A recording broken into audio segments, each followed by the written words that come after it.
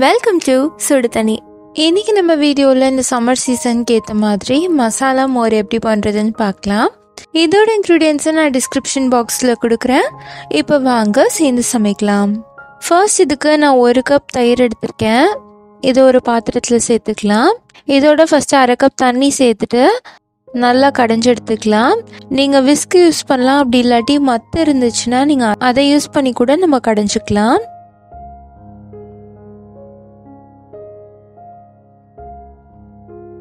நல்லா நுரைச்சி வர மாதிரி கடைஞ்சிக்கோங்க. இது மாதிரி பண்ணும்போது கட்டி எதுவுமே இருக்காது.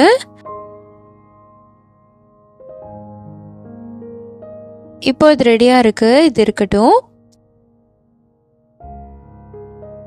அடுத்து ஒரு உரல்ல 3 துண்டு இஞ்சி, ஒரு பச்சை மிளகாய், ஒரு 5-6 புதினா இலை, 2 கொத்து கொத்தமல்லி சேர்த்துக்கலாம்.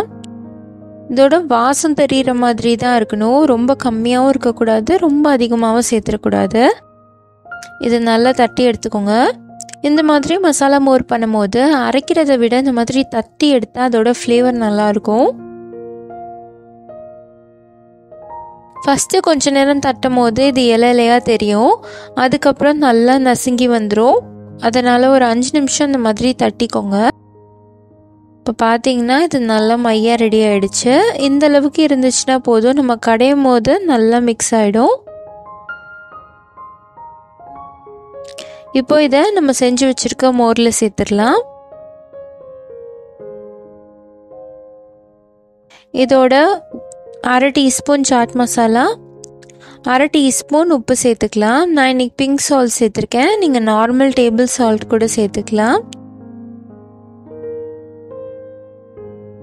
இது எல்லாத்தையும் சேர்த்துட்டு மறுபடியும் இதை கடைஞ்சி எடுத்துக்கலாம்.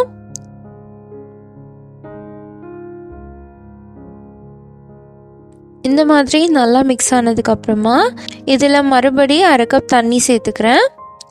சேர்த்துட்டு அதோட நல்லா மிக்ஸ் பண்ணிக்கலாம்.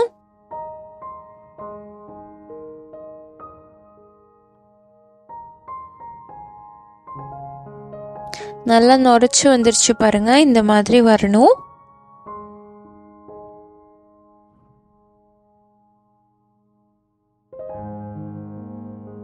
இப்போ இந்த மசாலா மோர் ரெடி ஆயிடுச்சு.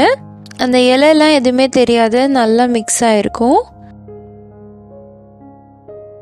நம்மளோட சூப்பர் டேஸ்டான மசாலா மோர் ரெடி ஆயிடுச்சு.